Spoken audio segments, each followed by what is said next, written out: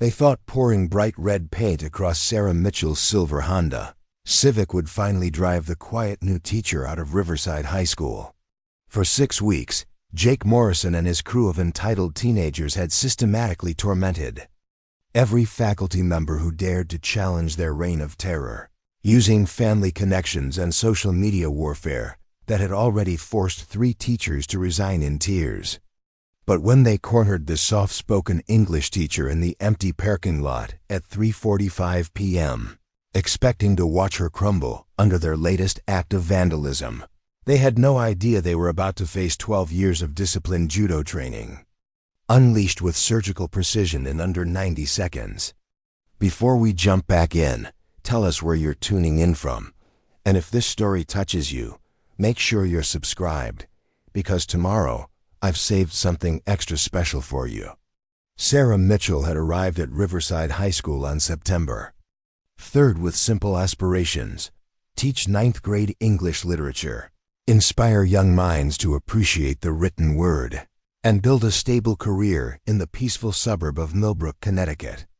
At 28, she possessed the earnest enthusiasm of someone who genuinely believed education could change lives, combined with the practical wisdom of a teacher who had already survived 2 challenging years at an inner-city school in Hartford. Standing 5 feet 4 inches with shoulder-length brown hair that she kept in a neat bun and a wardrobe consisting mainly of modest cardigans and knee-length dresses, Sarah projected the image of a dedicated but unremarkable educator who posed no threat to anyone. What her new colleagues and students couldn't see was the carefully controlled athleticism in her movements, the way her eyes automatically assessed room layouts for potential exits and advantages, or the unconscious balance she maintained even while sitting at her desk grading papers. These were the instinctive habits of someone who had spent 12 years studying judo under Sensei Robert Kim at the Millbrook Martial Arts Academy, earning her 3rd-degree black belt through countless hours of discipline, meditation, and combat training. Sarah had made a conscious decision to keep her martial arts background completely separate from her professional life, after an incident at her previous school where students had discovered her fighting skills and turned her into a spectacle, rather than respecting the philosophical foundation behind her training. Her modest apartment 15 minutes from school contained only subtle hints of her other life: a small collection of judo uniforms hanging in the back of her closet, several worn books on Japanese martial philosophy hidden beneath her teaching materials, and a single photograph of her receiving her black belt certification tucked discreetly behind her college graduation picture.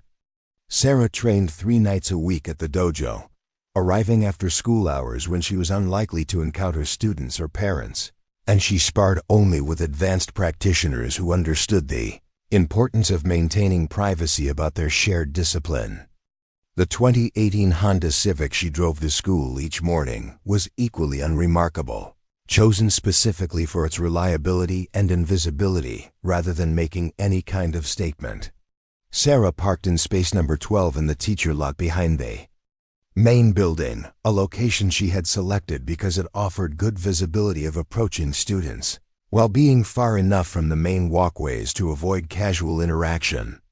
Her daily routine was methodical and predictable: arrive at 7:15 a.m., review lesson plans while drinking coffee from a simple thermos, teach her 5 classes with genuine enthusiasm, attend required meetings with polite attention, and leave promptly at 3:30 p.m. to avoid the chaos of student dismissal.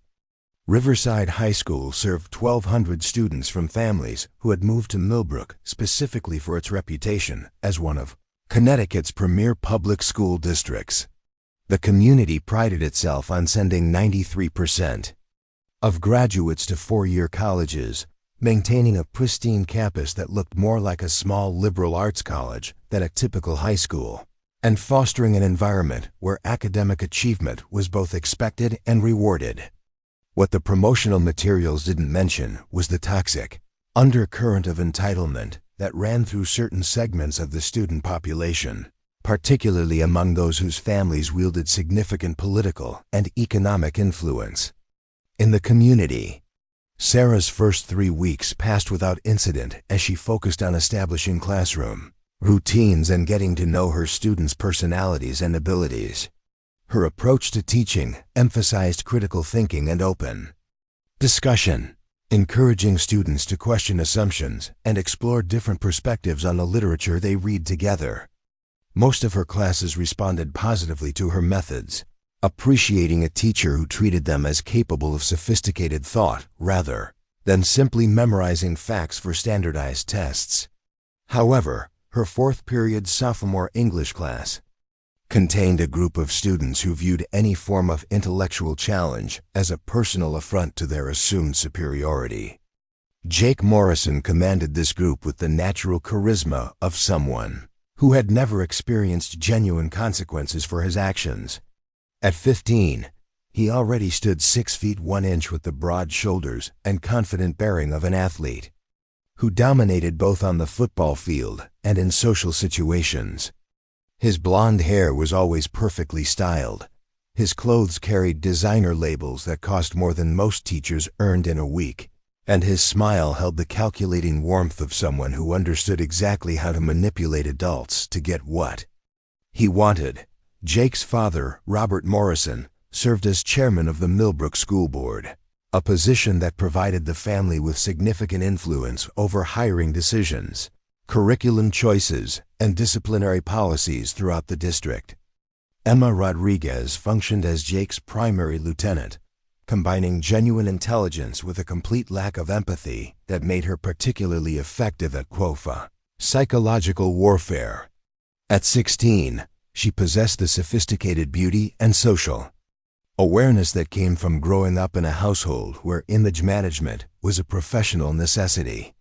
Her mother, Maria Rodriguez, had been mayor of Millbrook for 6 years, winning elections through carefully orchestrated campaigns that emphasized family values and educational excellence, while quietly ensuring that problematic issues were resolved before they could damage her political brand. Emma had inherited her mother's strategic thinking and ruthless pragmatism, using social media platforms with surgical precision to destroy reputations and manipulate public opinion. Tyler Brooks provided the physical intimidation factor that kept other students from challenging their group's authority. Standing 5 feet 10 inches with a stocky build that he maintained through obsessive weightlifting, Tyler projected an aura of barely controlled violence that made teachers uncomfortable and students cautious. His red hair and freckled complexion might have made him appear harmless in other circumstances, but his habit of cracking knuckles during conversations and positioning himself to block exits created an atmosphere of menace wherever he went. His father, Chief Paul Brooks, commanded the Millbrook Police Department with an iron fist that extended to covering up his son's minor infractions and ensuring that complaints against Tyler mysteriously disappeared from official records. Madison Clark rounded out the core group by handling the technical aspects of their harassment campaigns.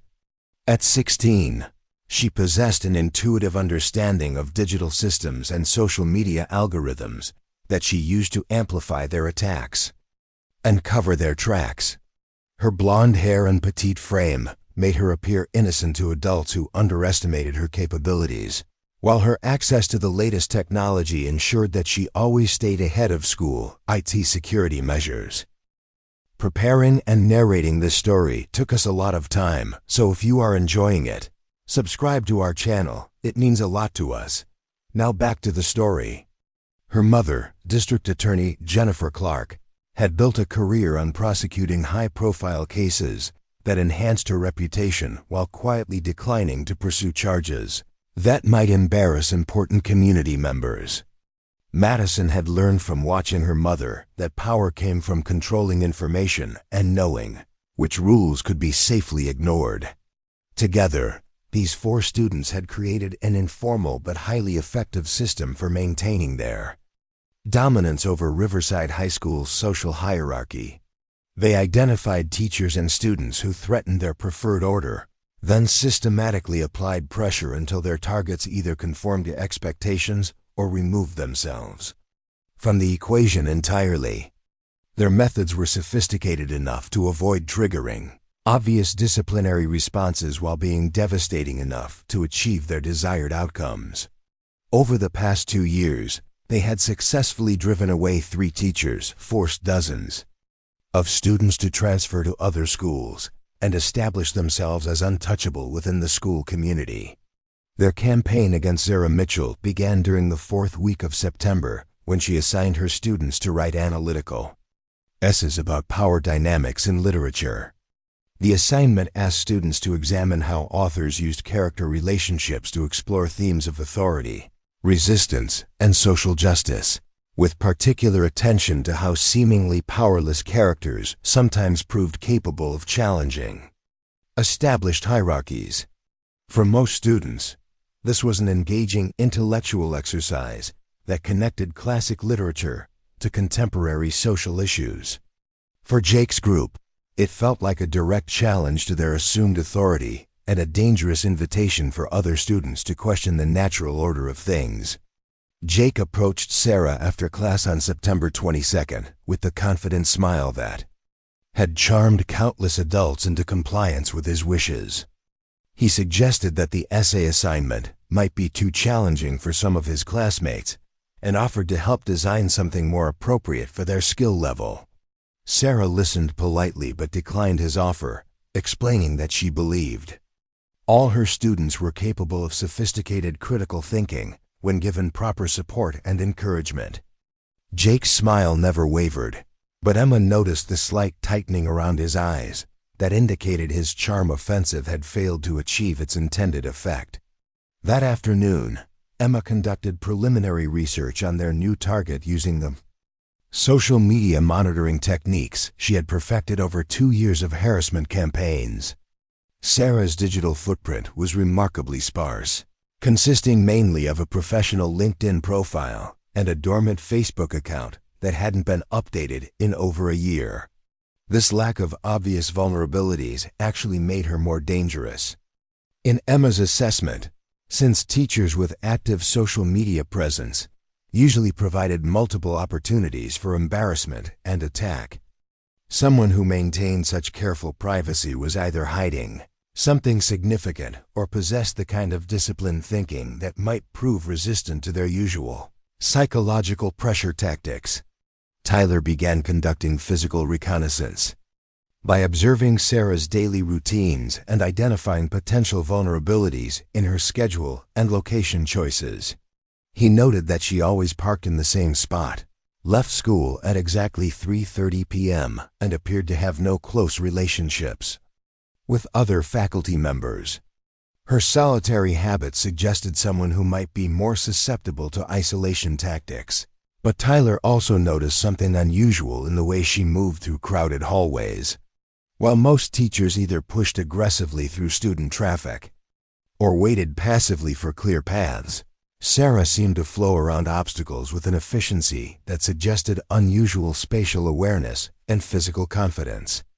Madison started with digital infiltration attempts, trying to access Sarah's school email account and personal devices, using techniques that had previously succeeded against other faculty members. However, Sarah's cybersecurity practices proved surprisingly sophisticated for someone who appeared technologically naive. Her passwords were complex and regularly updated. Her personal devices were protected with multiple authentication layers, and her browsing habits revealed no exploitable weaknesses or embarrassing interests. Madison's failure to find easy digital vulnerabilities forced the group to rely more heavily on traditional psychological warfare and social manipulation tactics. The first direct attack came on September 28th when Emma created a series of anonymous social media accounts to spread rumors about Sarah's qualifications and teaching methods. Posts on Instagram and TikTok suggested that the new English teacher was pushing inappropriate political agendas, favoring certain students over others, and lacking the experience necessary to teach at Riverside's academic level. The campaign was carefully orchestrated to appear organic, with fake parent accounts expressing concern about their children's education and fake student accounts complaining about unfair grading practices. Emma's mother's political experience had taught her exactly how to craft messages that would spread naturally through parent networks while remaining difficult to trace back to their source. Sarah noticed the increased scrutiny almost immediately, as parents began sending more frequent emails requesting conferences and clarification about her teaching methods. Principal Dr. Helen Carter called her in for what was described as a routine check-in, but felt more like an interrogation about her classroom policies and grading criteria. The questions were professional and appropriate, but Sarah recognized the underlying tension that suggested someone had been raising concerns about her performance. Her response was to become even more meticulous in her documentation of student progress and lesson planning, creating an unassailable paper trail that would protect her from any accusations of impropriety or incompetence. On October 5th, Tyler escalated to property harassment by placing a dead fish in Sarah's car's air intake vent, creating a nauseating smell that made driving almost impossible. The incident was impossible to prove as intentional vandalism since it could theoretically have been a prank by any student or even a random act by someone unconnected to the school. Sarah had the car professionally cleaned and installed a small security camera that could monitor her parking space, but she made no official report since she understood that complaining about unprovable incidents would only make her appear paranoid and difficult to work with. Jake demonstrated his family's influence on October 12th when he convinced his father to raise questions about Sarah's teaching methods during a school board meeting. Robert Morrison expressed concern that some teachers might be introducing divisive political content into literature classes and suggested that the administration needed to provide clearer guidelines about appropriate classroom discussions. The comments were carefully crafted to avoid naming Sarah directly while making it obvious to everyone in attendance which teacher was being referenced. Dr. Carter was forced to implement new reporting requirements for literature teachers to document how their assignments related to approved curriculum standards, creating additional administrative burden that was designed to frustrate Sarah into resignation. Madison's breakthrough came on October 15th when she discovered that Sarah regularly visited the Millbrook Martial Arts Academy 3 evenings per week. Following the teacher discreetly after school, Madison initially assumed she was documenting an affair or secret relationship that could be used for blackmail purposes. However, when she observed Sarah entering the dojo wearing athletic clothes and carrying a gym bag, Madison realized they had stumbled upon something potentially more valuable. A teacher with martial arts training could be portrayed as dangerous to students, especially if that training was being kept secret from the school administration and parent community. The group spent the following week gathering evidence of Sarah's martial arts involvement, with Tyler photographing her entering and leaving the dojo while Emma researched the academy's reputation and training methods. They discovered that Sensei Robert Kim emphasized traditional judo philosophy along with combat techniques, teaching students about respect, self-discipline, and the responsible use of physical power. However, Jake realized that this context would be irrelevant to parents who could be convinced that their children's teacher was hiding potentially violent training from school officials. The martial arts discovery provided them with the ammunition they needed to escalate their campaign to the final phase. On October 20th, Emma launched a sophisticated social media campaign suggesting that Sarah's hidden martial arts training raised serious questions about her suitability for working with children. Posts on parent Facebook groups asked why a teacher would conceal combat training from her employers and whether someone with fighting skills should be trusted in a classroom environment. The campaign was designed to tap into existing parental anxieties about school safety while positioning Jake's group as concerned students who were simply trying to protect their classmates. Emma's political instincts told her that once doubt was planted about Sarah's trustworthiness, the teacher would be forced to either defend practices that sounded suspicious to uninformed parents or admit to deception that would damage her professional credibility.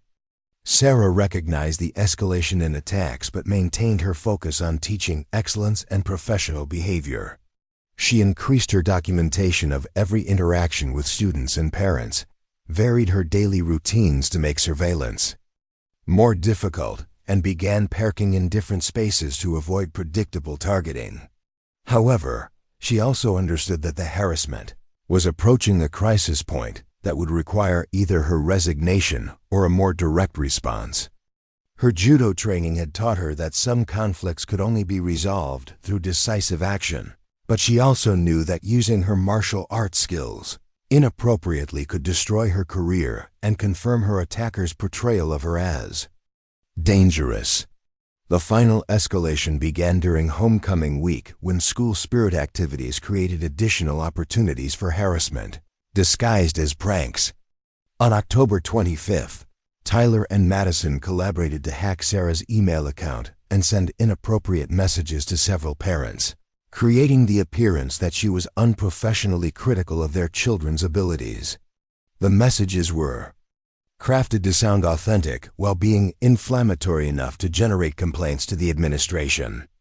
Sarah discovered the hack within hours and was able to prove that the messages hadn't originated from her devices.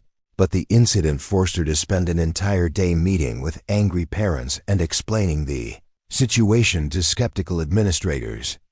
On October 26th, Emma organized a group of students to disrupt Sarah's classes by asking inappropriate personal questions about her martial arts training and suggesting that she was hiding dangerous tendencies from school officials. The disruptions were carefully planned to appear spontaneous, while making it impossible for Sarah to teach effectively. When she attempted to redirect conversations back to literature, students accused her of avoiding legitimate safety concerns and demanded to know why she was being secretive about her background. The psychological pressure was designed to provoke an angry response that could be recorded and used as evidence of Sarah's instability. Jake's masterstroke came on October 27th when he convinced his father to schedule an emergency school board meeting to discuss teacher background check policies and whether martial arts training should be disclosed as a potential safety concern. The meeting was ostensibly about general policy, but everyone understood it was specifically targeting Sarah's situation. Robert Morrison argued that parents had a right to know if their children's teachers possessed combat training, especially when that training was being deliberately concealed from school officials. The political pressure created an impossible situation for Sarah: either admit to hiding her background and face professional consequences, or deny possessing skills that multiple students had already publicly claimed to have evidence of. The paint incident was planned as the culmination of their campaign, designed to create a humiliating spectacle that would force Sarah's resignation while providing compelling visual content for social media documentation.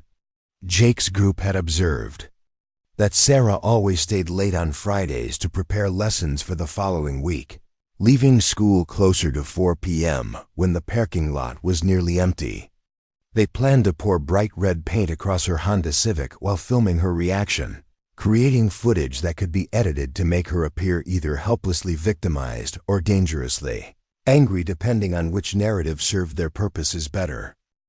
On October 28th, Jake purchased 3 gallons of exterior house paint from Miller's hardware store, using cash to avoid creating a paper trail that could later be traced back to his family.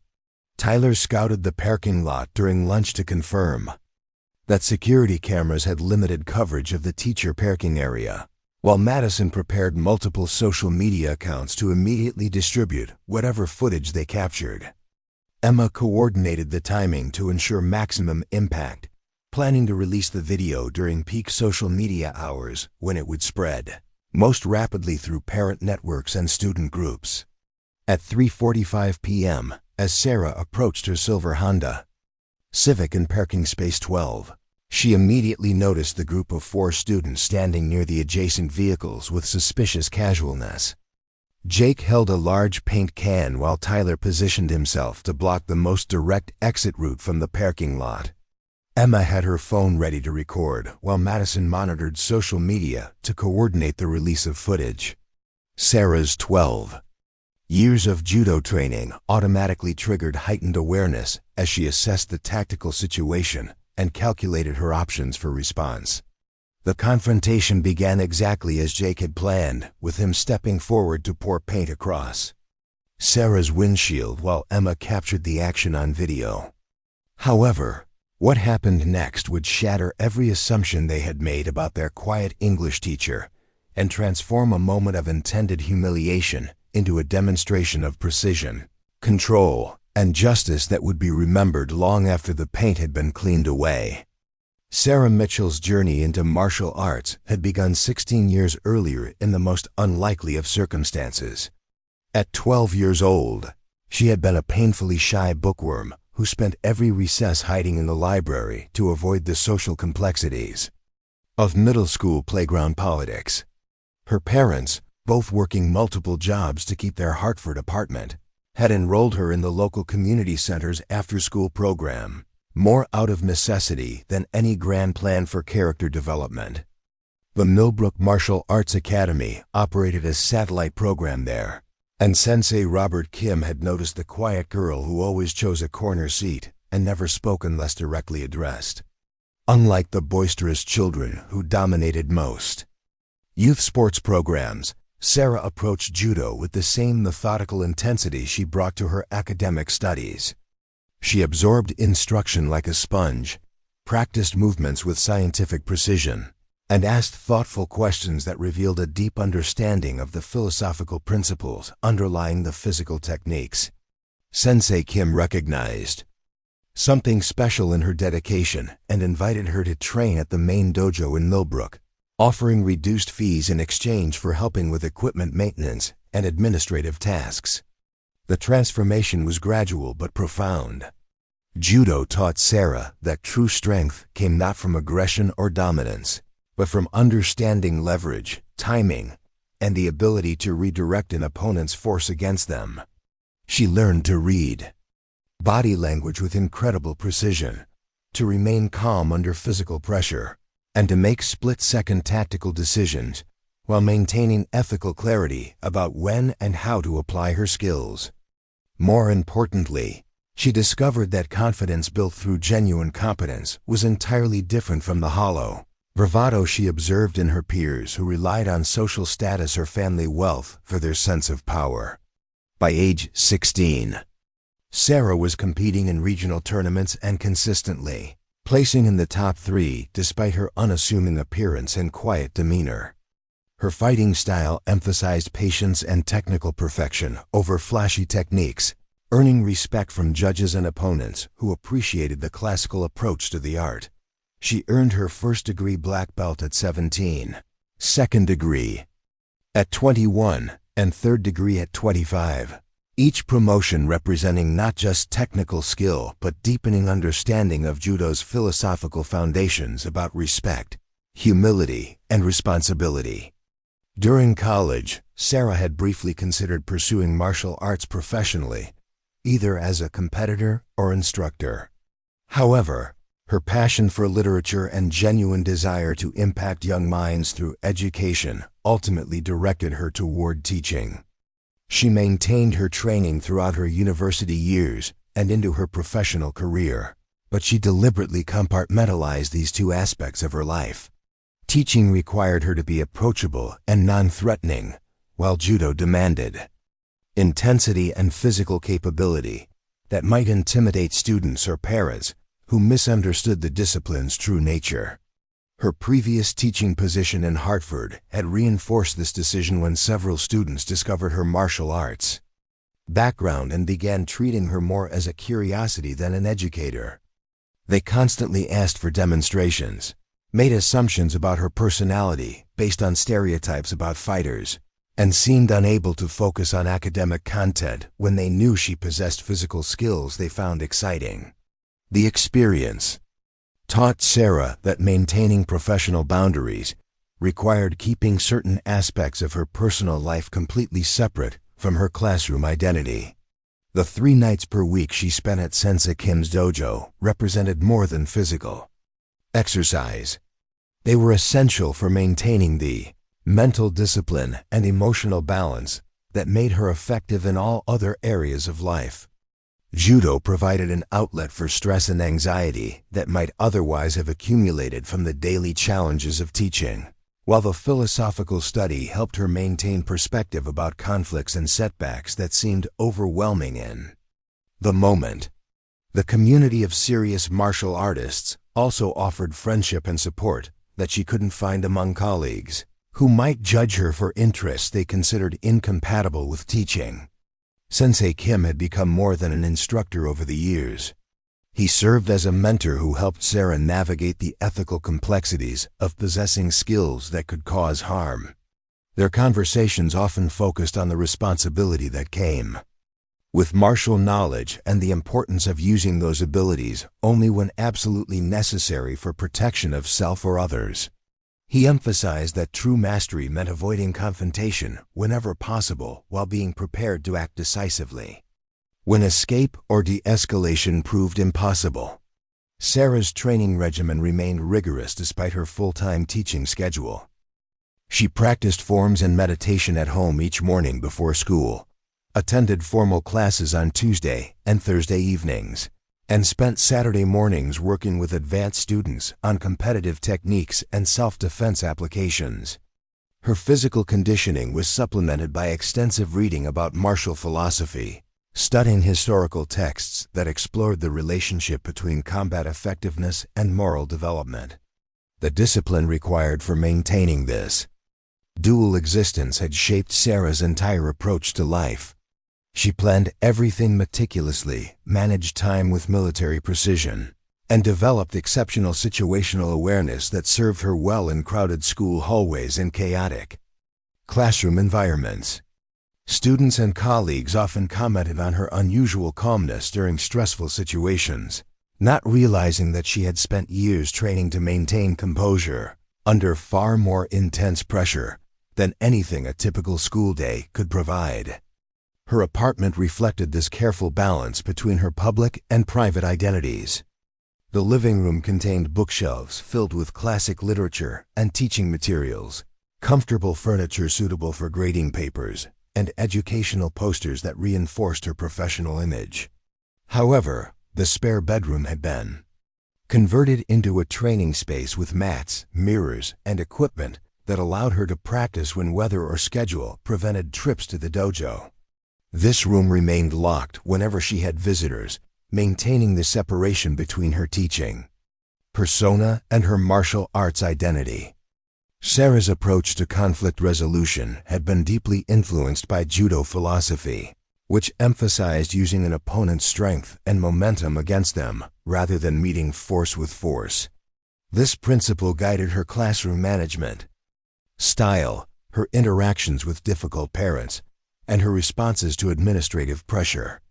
She had learned to remain flexible while maintaining core principles, to redirect negative energy toward positive outcomes, and to choose battles carefully based on strategic rather than emotional considerations.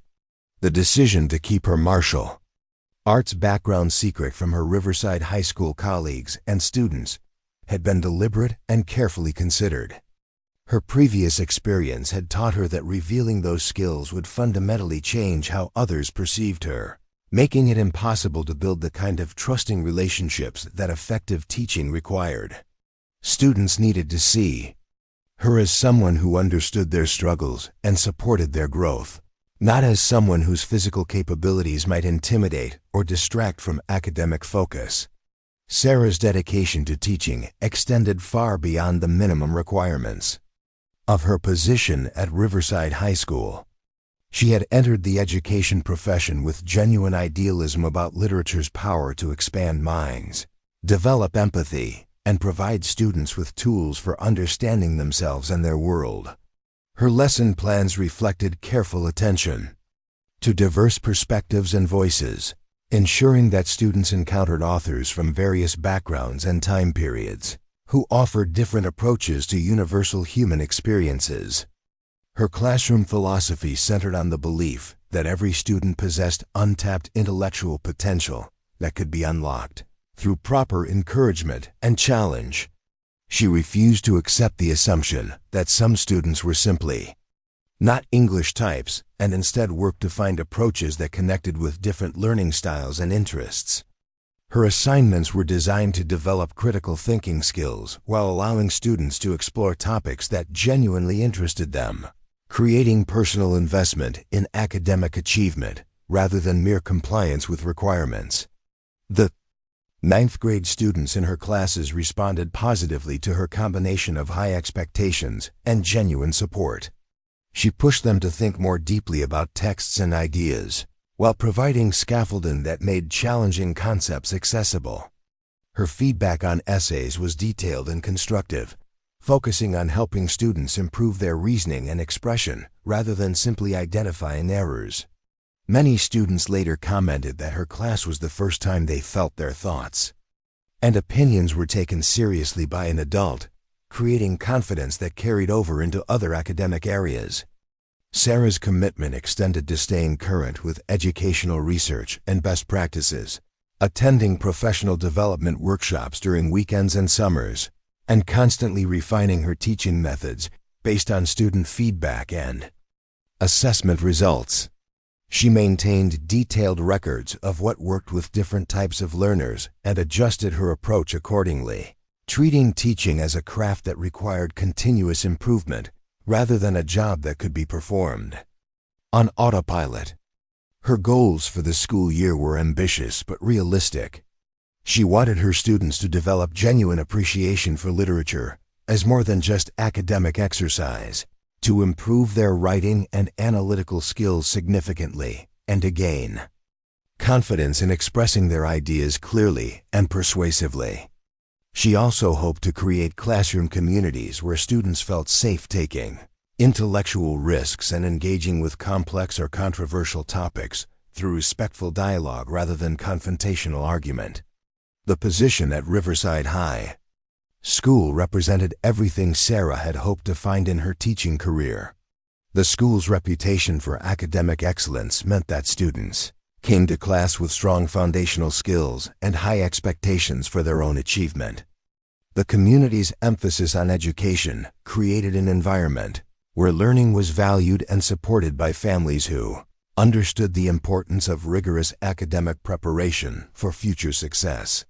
Sarah had specifically sought out suburban districts like Millbrook because she believed they offered the best opportunities to focus on teaching without the social service responsibilities that had consumed much of her time in urban settings.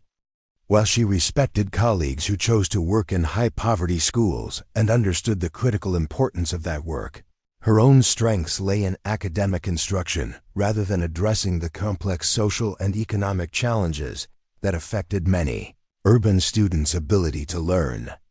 Her long-term career aspirations included eventually pursuing a master's degree in curriculum design and possibly moving into instructional leadership roles where she could help other teachers develop more effective methods for engaging students with literature.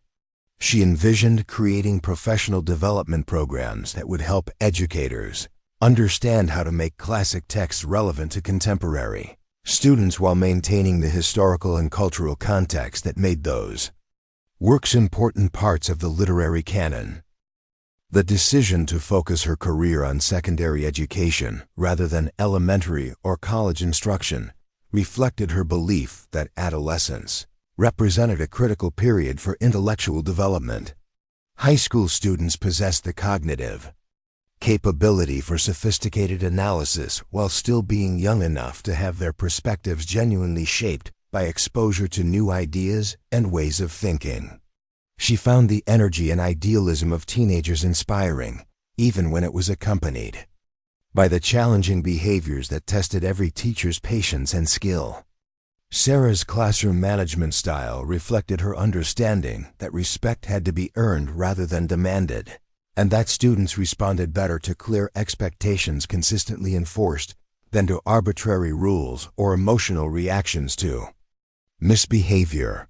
She established routines that maximized instructional time while allowing for the kind of spontaneous discussions that made literature come alive. Her students appreciated that she treated them as capable of mature behavior while providing structure that helped them succeed academically. Her grading practices emphasized growth and effort as much as final products, recognizing that students came to her class with different levels of preparation and natural ability. She provided multiple opportunities for students to demonstrate their learning and regularly conferenced with individuals who were struggling to identify specific areas for improvement. Her goal was for every student to leave her class as a more capable reader, writer, and thinker than they had been in September, regardless of their starting point. The integration of technology into her teaching reflected careful consideration of how digital tools could enhance rather than distract from learning objectives. She used online platforms to provide additional resources and feedback opportunities while maintaining focus on fundamental skills like close reading and clear writing that required sustained attention and practice. Her students appreciated that she understood their digital native status while refusing to let technology become a substitute for deep thinking and careful analysis. Sarah's relationship with parents was professionally cordial, but deliberately bounded. She communicated regularly about student progress and responded promptly to concerns, but she maintained clear expectations about classroom autonomy and refused to compromise academic standards due to external pressure.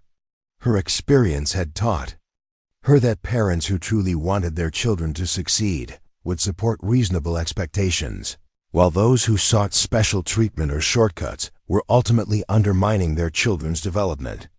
Her collaboration with colleagues was similarly professional and supportive, without becoming personally involved in school politics or social dynamics.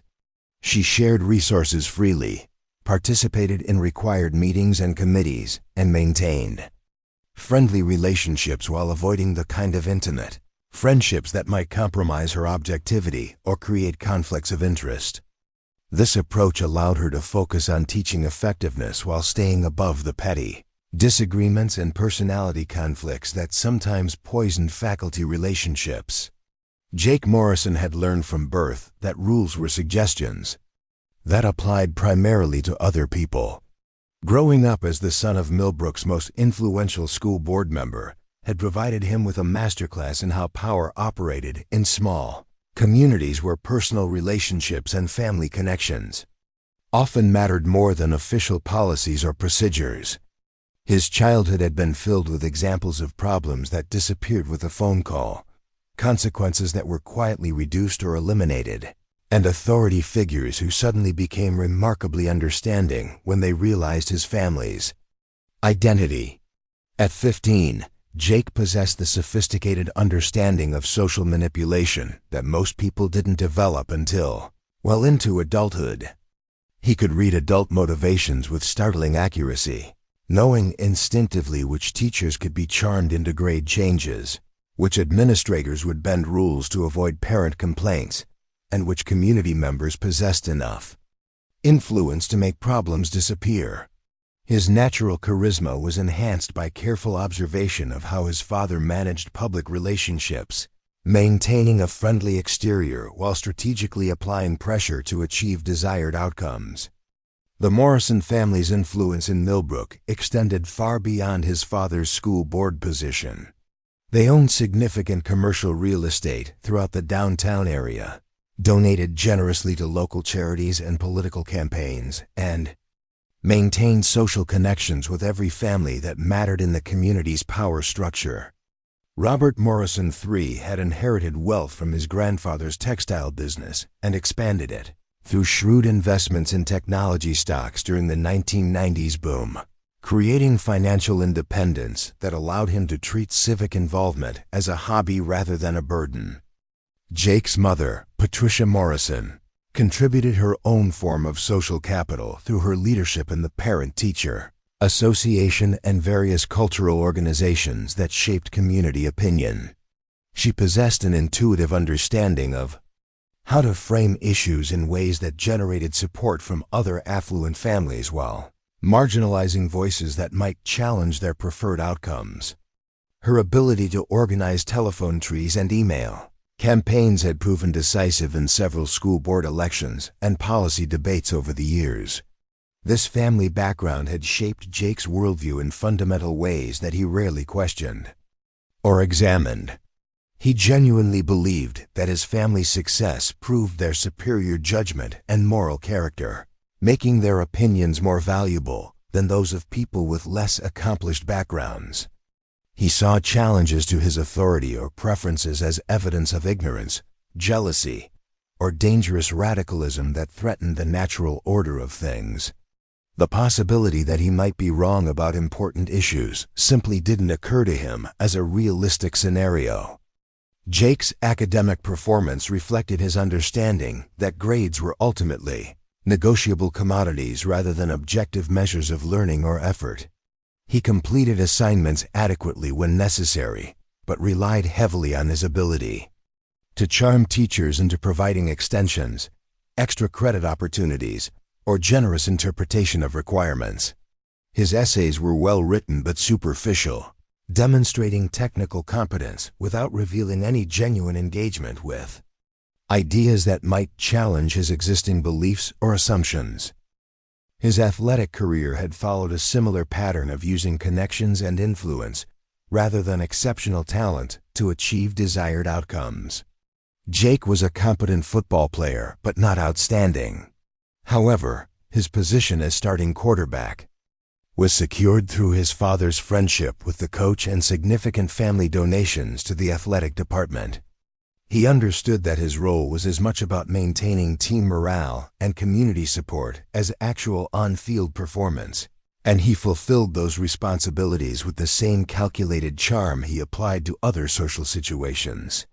The friendship group Jake had assembled around himself was carefully chosen to maximize their collective influence, while minimizing potential challenges to his leadership. Emma Rodriguez brought her mother's political connections and sophisticated understanding of public relations. Tyler Brooks provided physical intimidation and protection from consequences through his father's police connections. Madison Clark contributed technical skills and her mother's legal expertise. Together, they formed a network that could address almost any challenge through the appropriate application of family influence. Jake's approach to conflict was methodical and strategic rather than impulsive or emotional. He preferred to resolve disputes through indirect pressure that left his opponents with no clear target for retaliation. His harassment campaigns were designed to appear organic and inevitable rather than orchestrated, creating the impression that his victims had somehow brought their problems upon themselves through poor choices or inappropriate behavior. This approach protected him from accusations of bullying while achieving the same practical results.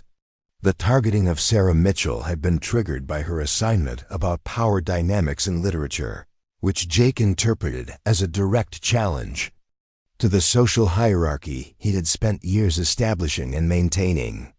Teachers who encouraged students to question authority or examine systems of privilege represented existential threats to his position, since critical thinking skills might eventually be applied to analyzing his own behavior and influence.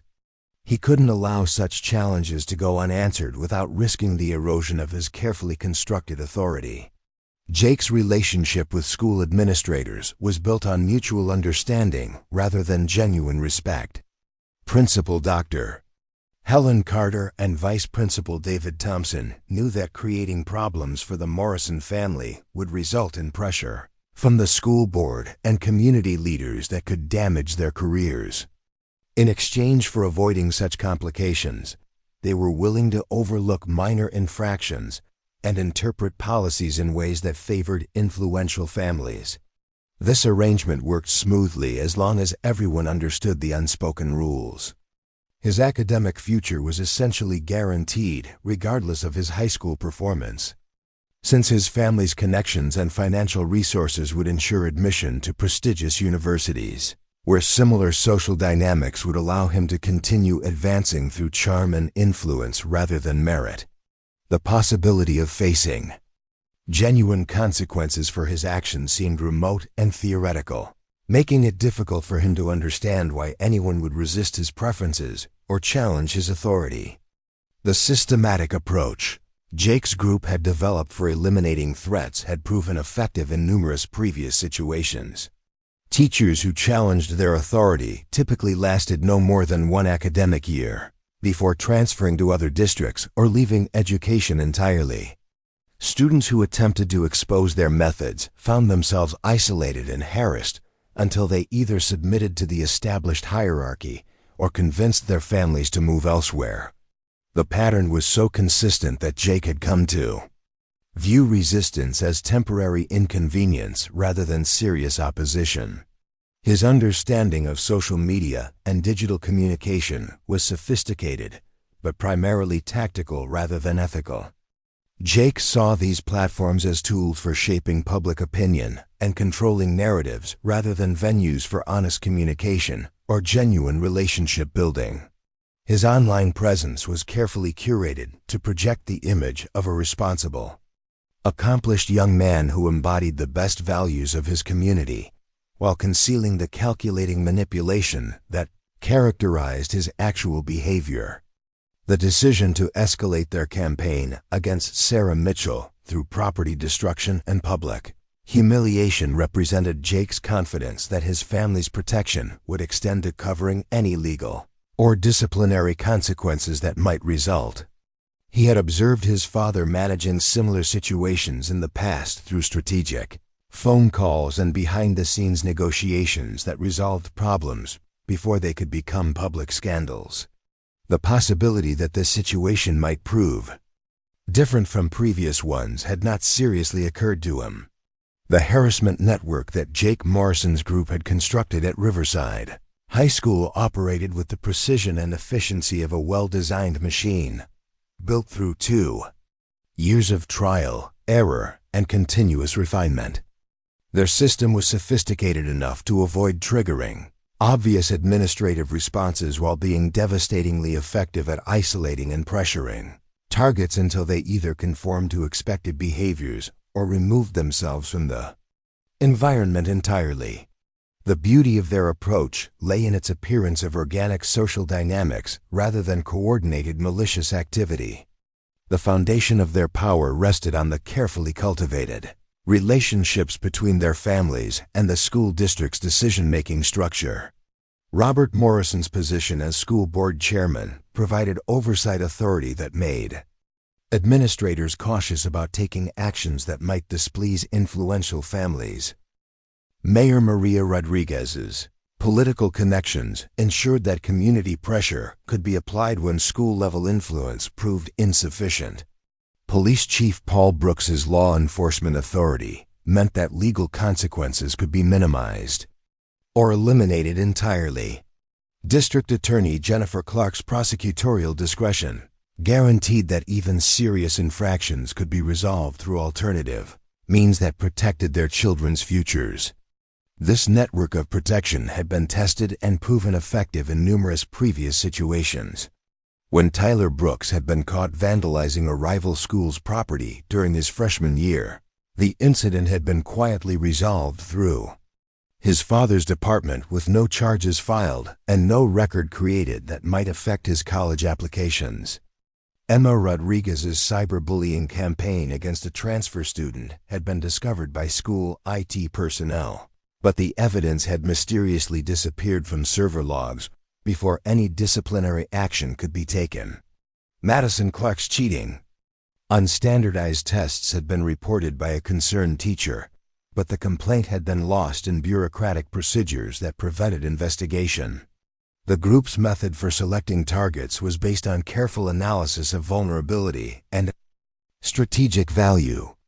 They prioritized individuals who lacked protective connections within the community power structure, focusing on teachers with limited seniority, students from families without political influence, and anyone whose presence or behavior challenged the established social hierarchy. They avoided confronting people who possessed the resources or connections to fight back effectively, instead choosing victims who would be isolated and defenseless against sustained pressure. Their harassment campaigns typically followed a predictable escalation pattern that had been refined through extensive experience. Initial attacks focused on social isolation and reputation damage through carefully orchestrated gossip campaigns and social media manipulation. If targets proved resistant to these psychological pressures, the group would escalate to property destruction and academic sabotage designed to create stress and financial burden. The final phase involved public humiliation and explicit threats that left victims with clear understanding that continued resistance would result in increasingly severe consequences. The coordination between the 4 core members reflected their different family backgrounds and natural abilities. Jake provided overall strategy and served as the public face when adult interaction was necessary, using his charisma and family reputation to deflect suspicion and maintain plausible deniability. Emma handled psychological warfare in public relations, crafting narratives that portrayed their targets as problematic, while positioning their group as concerned students protecting community standards. Tyler managed physical intimidation and evidence destruction, using his size and his father's police connections to ensure that complaints were discouraged or ignored. Madison provided technical expertise and legal analysis, helping them understand how to stay within boundaries that would prevent serious prosecution while maximizing psychological impact. The broader student body's response to their activities was carefully managed through a combination of fear and social incentives. Students who cooperated with their campaigns were rewarded with inclusion in exclusive social events and protection from becoming targets themselves. Those who showed sympathy for victims or attempted to expose their methods quickly found themselves subjected to the same treatment, creating powerful incentives for silence and compliance. Most students learned to avoid involvement entirely, understanding that neutrality was the safest option in situations where resistance could be dangerous. Faculty members had similarly learned to accommodate the group's influence rather than risk the career consequences that came with challenging powerful families. Several teachers had attempted to take principled stands in previous years, only to find themselves facing parent complaints, administrative pressure, and community criticism that made their positions untenable. The message was clear: cooperation with influential families was rewarded, while resistance was punished through channels that were difficult to identify or combat effectively. The group's relationship with school counselors and mental health professionals was particularly cynical and manipulative. They had learned to present themselves as concerned students worried about classmates who were exhibiting troubling behaviors, using therapeutic language and school safety protocols to redirect attention away from their own actions. When targets sought help from counselors, they often found that their complaints had been anticipated and reframed as evidence of personal problems rather than legitimate grievances about harassment. Their understanding of legal boundaries was sophisticated and strategic, based on consultation with Madison's mother about what activities could be prosecuted successfully and what types of evidence would be required for conviction. They structured their harassment to stay within gray areas where intent would be difficult to prove and where alternative explanations for their behavior would be plausible to judges or juries unfamiliar with the full context of their campaigns. The digital aspects of their operation were particularly advanced, utilizing multiple platforms and sophisticated technical methods to conceal their involvement while maximizing impact. Madison had developed networks of fake accounts that could create the appearance of organic community concern about their targets, while Emma coordinated messaging campaigns that spread through parent groups and community organizations with viral efficiency. Their social media attacks were timed to coincide with school events and community activities that would amplify their reach and influence. The psychological profiles they developed of their targets were detailed and accurate, reflecting careful observation and analysis of personality traits, family backgrounds, and potential vulnerabilities. They studied their victims' routines, relationships, and emotional responses to different types of pressure, adjusting their tactics based on what proved most effective in each specific case. This personalized approach made their harassment particularly devastating and difficult to resist. The group's confidence in their methods was based on an impressive track record of success against previous targets. 3 teachers had left the district after being subjected to their campaigns, while dozens of students had either transferred to other schools or modified their behavior to conform with group expectations. No serious consequences had ever resulted from their activities, despite occasional complaints and investigations that had been quietly discouraged or redirected through family influence. Their preparation for the campaign against Sarah Mitchell had been more thorough than usual, reflecting their recognition that she represented a potentially more challenging target than their typical victims. Her professional competence and careful documentation habits suggested someone who might be capable of mounting effective resistance, requiring more sophisticated tactics and stronger evidence to justify their accusations. They had spent weeks gathering intelligence and building their case before beginning the harassment campaign in earnest. The decision to conclude their campaign with property destruction and public humiliation reflected their confidence that Sarah would respond predictably to this final escalation. Their experience suggested that even strong-willed targets ultimately broke when faced with clear evidence that resistance was futile and that consequences would only increase until they accepted defeat. The paint incident was designed to provide definitive proof that they possessed both the will and ability to make her life impossible until she chose to leave voluntarily. The decision to target Sarah Mitchell had emerged from what Jake Morrison considered a perfect storm of threatening circumstances that demanded immediate and decisive action.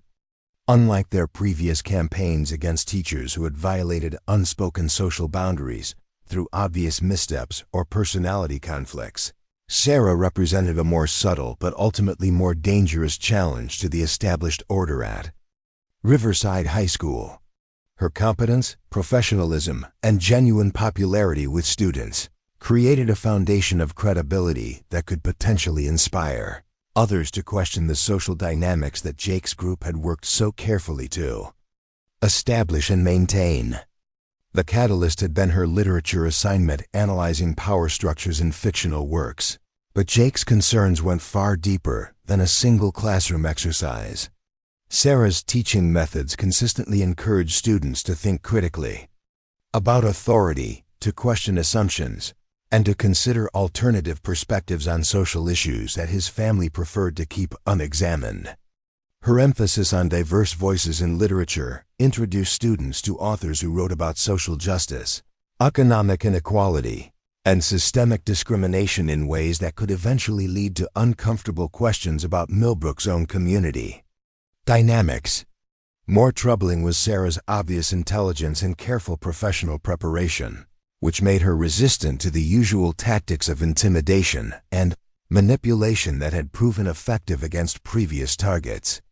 She documented everything meticulously, responded to parent complaints with detailed evidence of student progress, and maintained professional boundaries that prevented the kind of personal attacks that had destroyed other teachers' reputations. Her classroom management was excellent, her lesson plans were thoroughly researched, and her grading practices were fair and consistent, eliminating the obvious vulnerabilities that the group typically exploited. Emma Rodriguez had conducted extensive reconnaissance during the first 3 weeks of September, observing Sarah's interactions with students and colleagues, while analyzing her social media presence and public records for potential weaknesses. The investigation revealed someone who lived modestly, maintained minimal digital footprint, and appeared to have no obvious personal scandals or professional controversies that could be weaponized against her. Her background check showed a clean record, positive references from previous positions, and the kind of steady, unremarkable personal history that suggested genuine competence rather than hidden problems. Tyler Brooks had focused his surveillance on Sarah's daily routines and physical presence, looking for signs of vulnerability or behavior patterns that could be exploited for harassment purposes. He observed that she always arrived early and stayed late, suggesting dedication to her work that might be difficult to undermine through accusations of laziness or incompetence. Her interactions with students were consistently professional, but warm, indicating strong classroom relationships that would make her resistant to campaigns designed to turn students against her. Most concerning was her obvious physical confidence and spatial awareness, which suggested someone who would not be easily intimidated through the casual threats and implied violence that had proven effective against other targets. Madison Clark's technical investigation had revealed Sarah's surprisingly sophisticated cybersecurity practices and minimal online vulnerability. Her personal devices were well protected, her social media accounts were dormant or non-existent, and her digital communication showed no exploitable personal relationships or controversial interests. The absence of obvious digital vulnerabilities meant that their usual tactics of account hacking, embarrassing photo distribution, and online reputation destruction would be significantly more difficult to execute effectively. The group's analysis had concluded that Sarah represented a new type of threat that would require more sophisticated and sustained pressure than their typical targets. Her professional competence and personal integrity made her dangerous to their long-term interests, while her apparent lack of obvious vulnerabilities suggested that defeating her would require escalating to tactics they had not previously needed to employ. The decision to proceed despite these challenges reflected their confidence in their family protection network and their belief that sustained pressure would eventually break even the most resistant targets. Jake's strategic planning had involved careful consideration of how to frame their campaign to maximize community support while minimizing risk of serious consequences.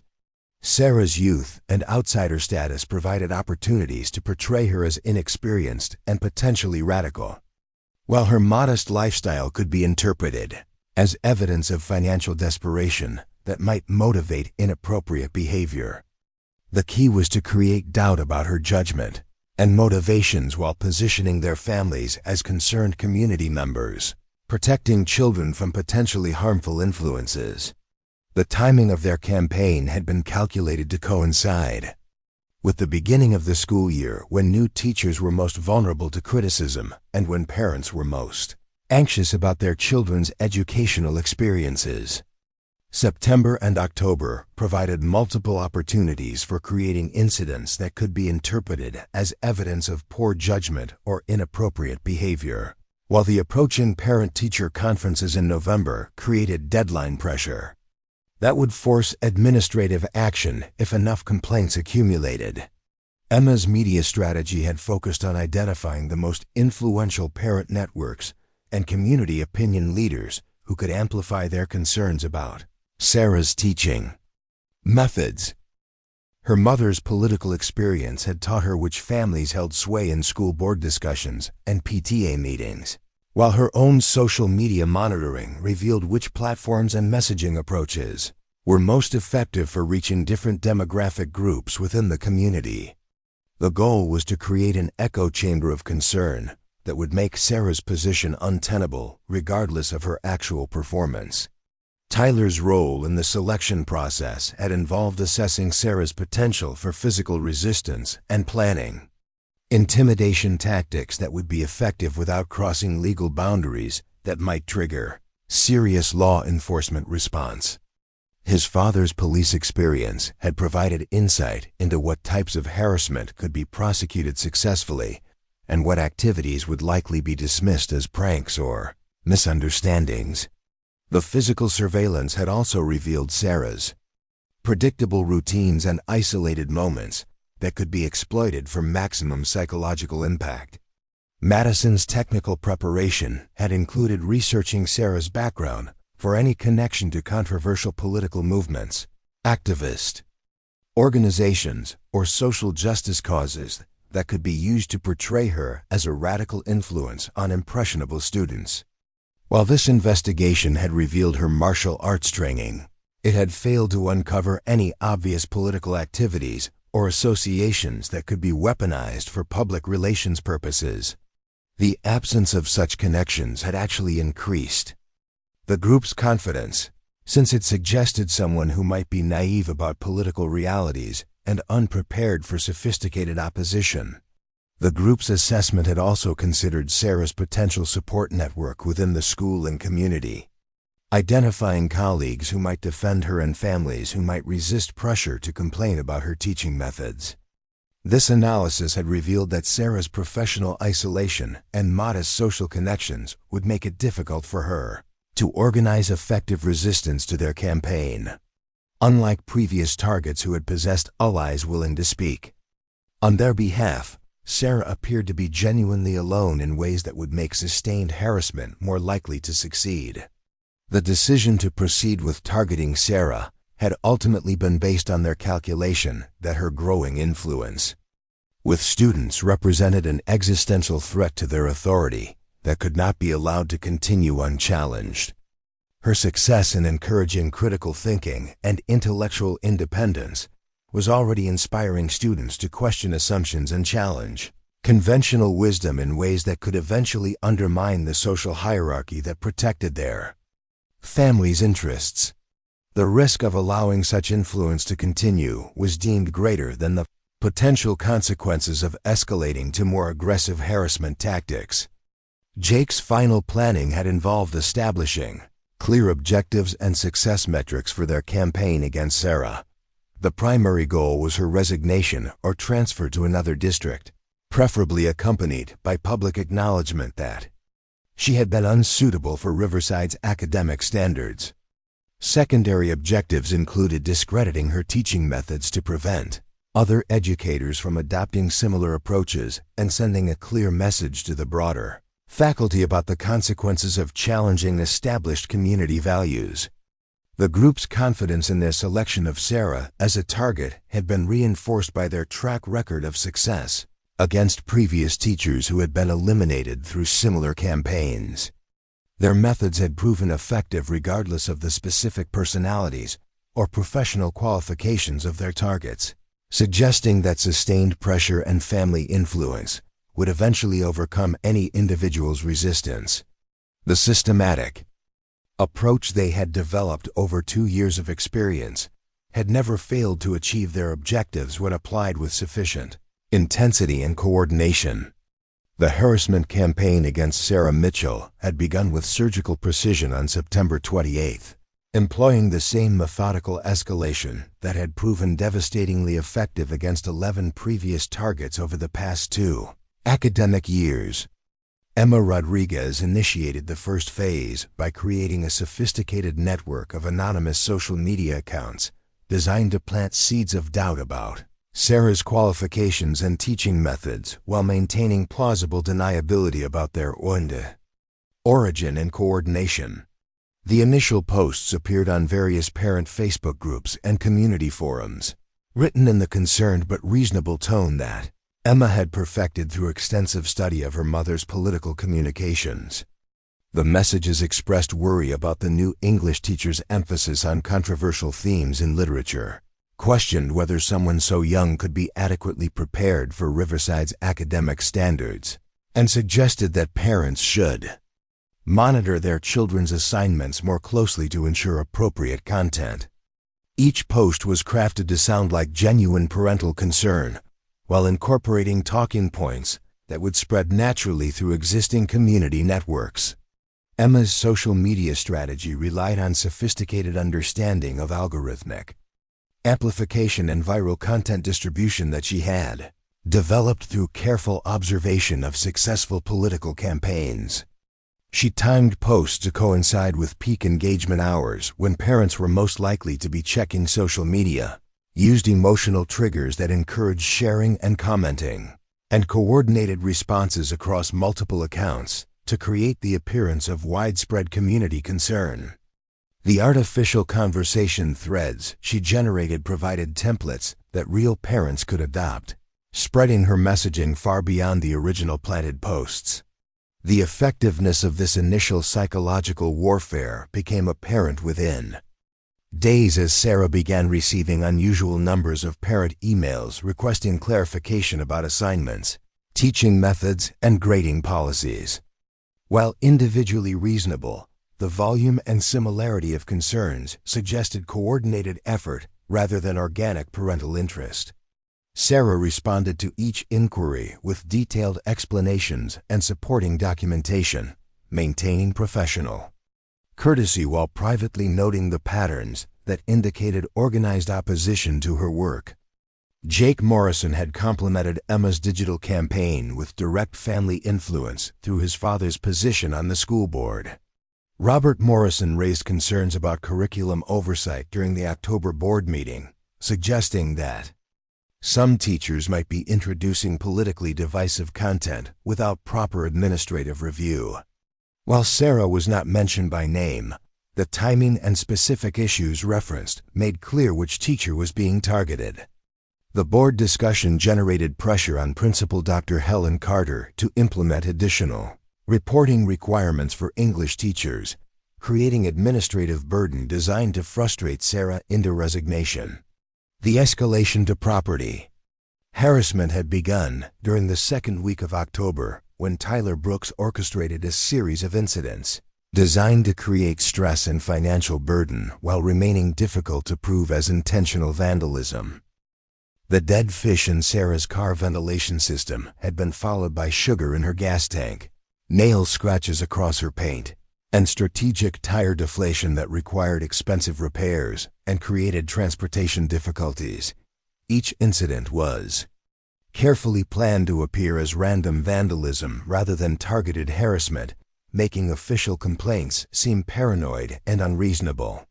Tyler's approach to physical intimidation had been refined through extensive consultation with his father about legal boundaries and evidence requirements for successful prosecution.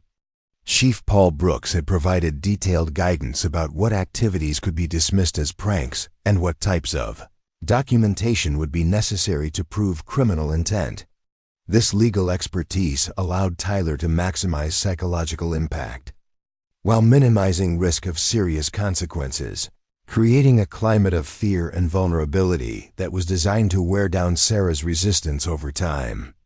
Madison Clark had contributed technical expertise by infiltrating Sarah's digital communications and creating additional avenues for harassment and sabotage. Her hacking of Sarah's email account had enabled the group to send inappropriate messages to parents while monitoring Sarah's communications with administrators and colleagues. The corrupted computer files and compromised assignment submissions had created appearance of technical incompetence while forcing Sarah to spend countless hours reconstructing lost work and explaining system failures to confused students. Madison's cybersecurity knowledge had proven particularly valuable for concealing the group's involvement in digital harassment while creating multiple channels for ongoing surveillance and sabotage.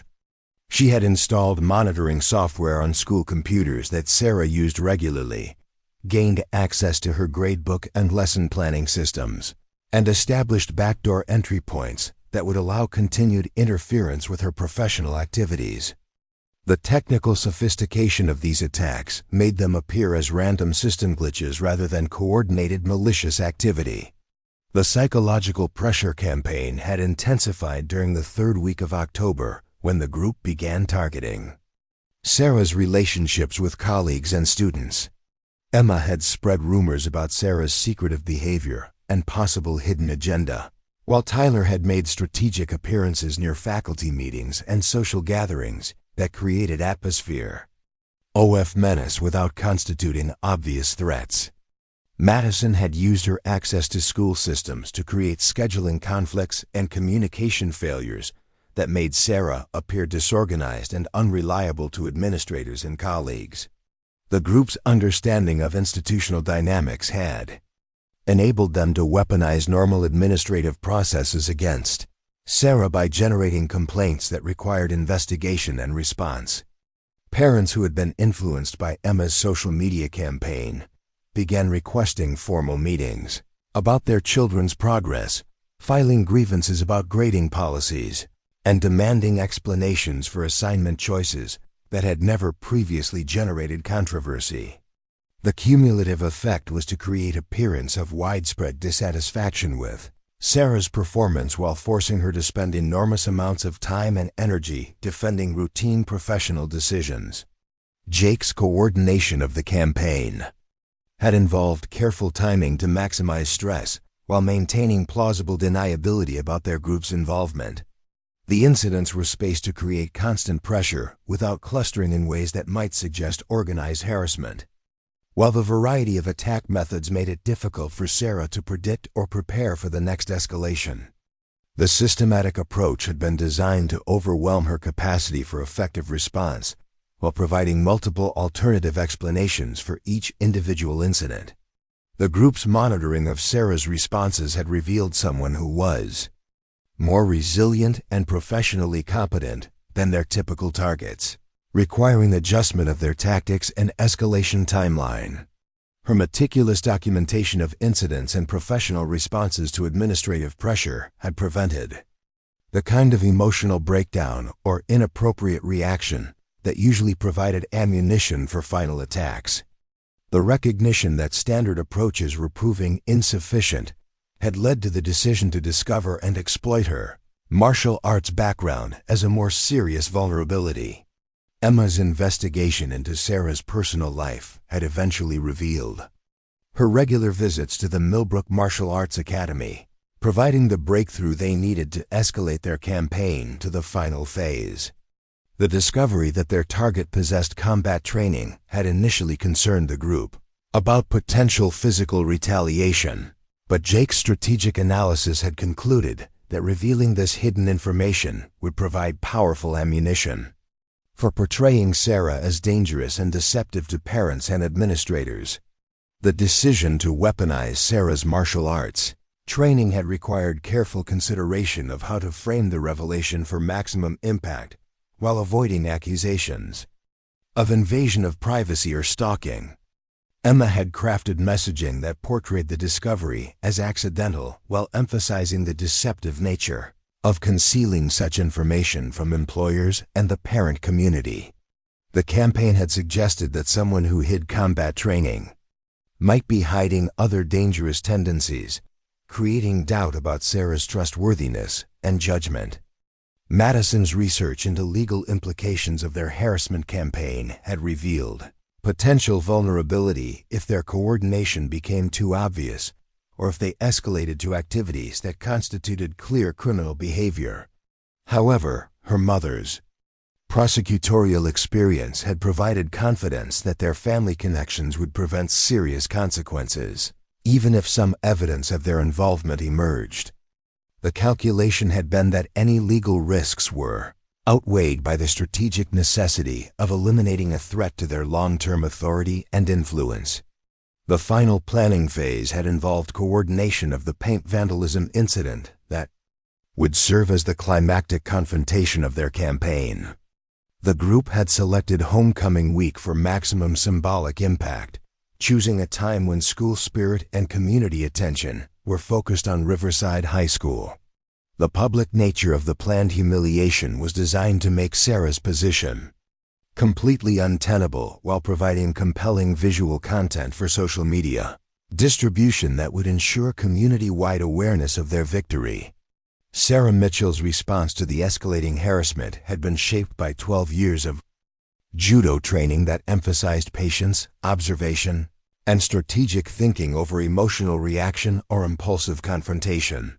From the moment she recognized the coordinated nature of the attacks against her, she had begun implementing a comprehensive documentation and preparation strategy that drew upon both her martial arts discipline and her professional teaching experience with difficult classroom management situations. Her initial response had focused on meticulous record-keeping that would provide irrefutable evidence of the harassment campaign while maintaining her professional credibility and emotional stability. Sarah created detailed logs of every incident, including timestamps, witness observations, and photographic evidence when possible. Her documentation system tracked patterns in the timing and methods of attacks, noting correlations with school events, family meetings, and social media activity that revealed the organized nature of what might otherwise appear as random unfortunate incidents. The installation of security cameras around her apartment and car had been Sarah's first proactive defensive measure, implemented after the third incident of property vandalism convinced her that the attacks were targeted rather than coincidental. Her choices of equipment and positioning reflected tactical thinking, learned through years of studying spatial awareness and threat assessment in martial arts training. The cameras were concealed, but provided comprehensive coverage of approach, routes, and escape paths, while backup systems ensured that evidence would be preserved even if primary devices were discovered and destroyed. Sarah's digital security measures had been upgraded significantly after she detected unauthorized access to her email account and school computer systems. Her cybersecurity improvements included multiple authentication protocols, encrypted communication channels, and regular password changes that made continued infiltration much more difficult.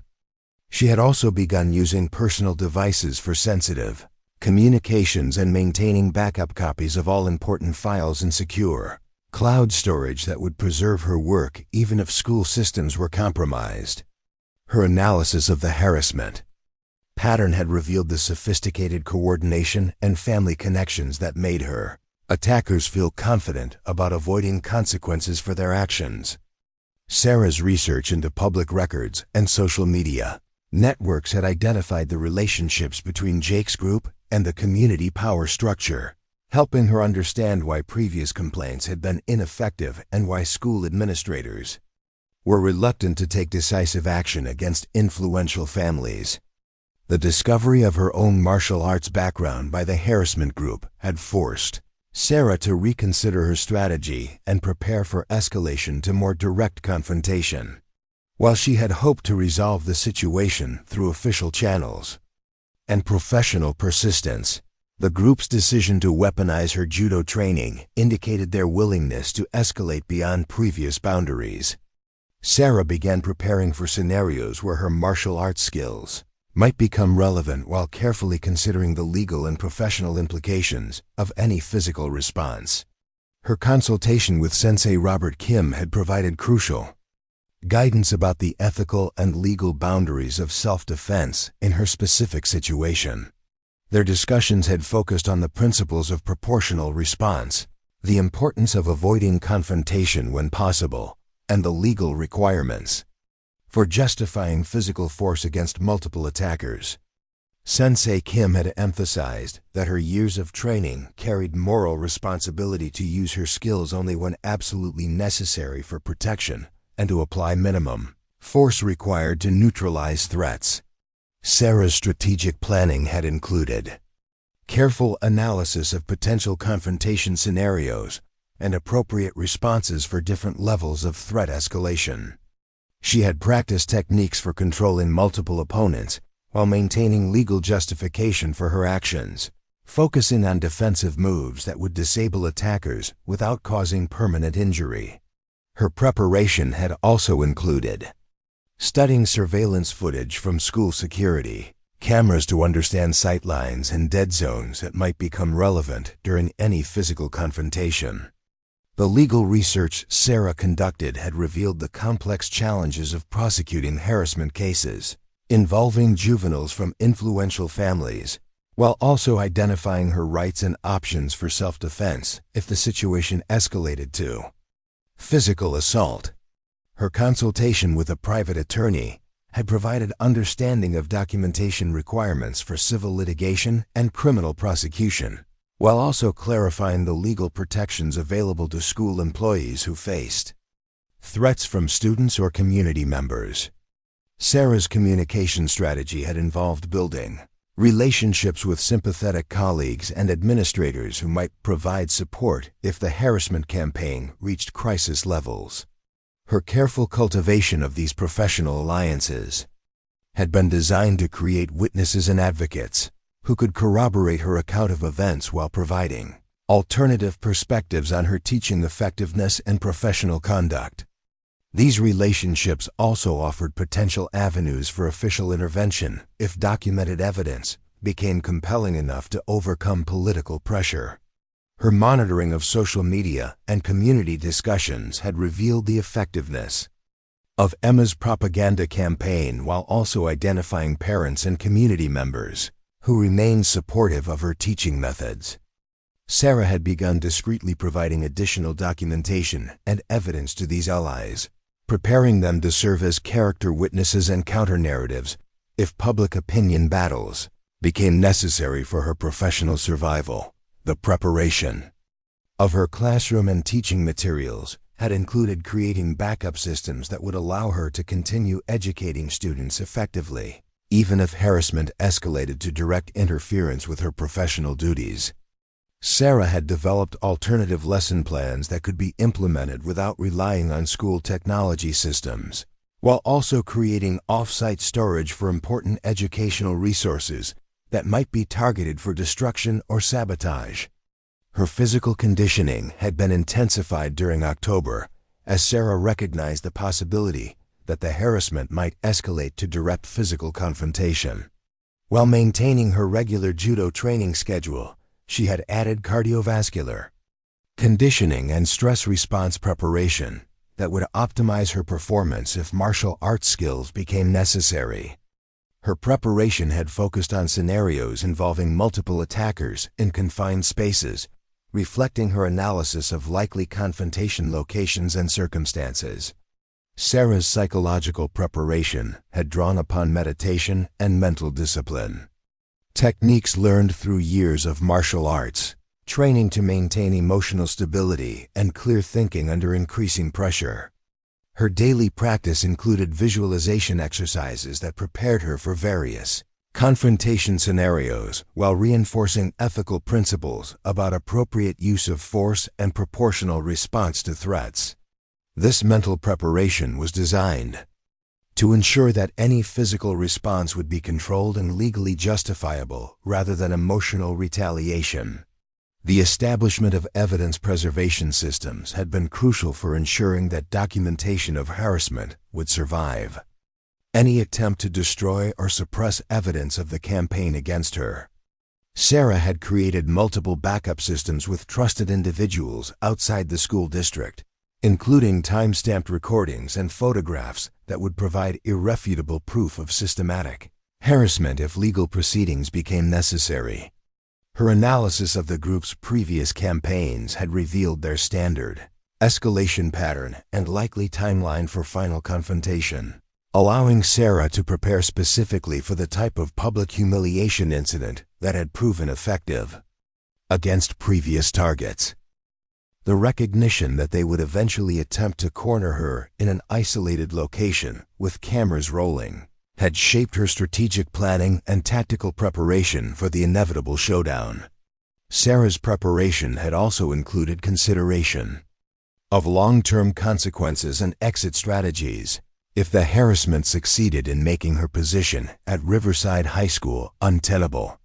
While she remained committed to fighting for her right to teach without persecution, she had also developed contingency plans for professional survival and career advancement that would not depend on winning this particular battle.